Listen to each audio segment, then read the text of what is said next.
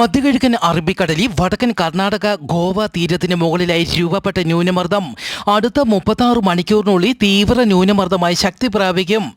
വരും മണിക്കൂറിൽ കേരളത്തിലെ തൃശൂർ, മലപ്പുറം, കോഴിക്കോട് ജില്ലകളിലെ ഒറ്റപ്പെട്ട ഇടങ്ങളിൽ ശക്തമായ മഴയ്ക്കും മണിക്കൂറിൽ 40 കിലോമീറ്റർ വരെ വേഗതയിൽ കാറ്റിനും സാധ്യത. പത്തനംതിട്ട, ആലപ്പുഴ, കോട്ടയം, ഇടുക്കി, എറണാകുളം, പാലക്കാട്, വയനാട് ജില്ലകളിലും മഴയ്ക്ക് സാധ്യതയുണ്ടെന്ന് കാലാവസ്ഥാ വകുപ്പ് അറിയിച്ചു. അടുത്ത തിങ്കളാഴ്ചയോടെ ബംഗാൾ ഉൾക്കടലിൽ വീണ്ടും ചക്രവാത ചുഴിയും ന്യൂനമർദ്ദവും രൂപപ്പെടും.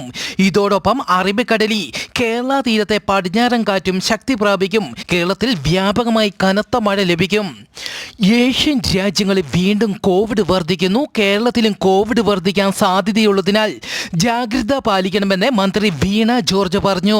ചുമ, ശ്വാസതടസ്സം, ജലദോഷം, തൊണ്ടവേദന തുടങ്ങിയ രോഗലക്ഷണങ്ങളുള്ളവർ മാസ്ക് ധരിക്കണമെന്നും അറിയിച്ചു. 182 കോവിഡ് കേസുകൾ കേരളത്തിൽ റിപ്പോർട്ട് ചെയ്തു. ഏറ്റവും കൂടുതൽ കോട്ടയം ജില്ലയിൽ 57 കേസുകൾ റിപ്പോർട്ട് ചെയ്തു.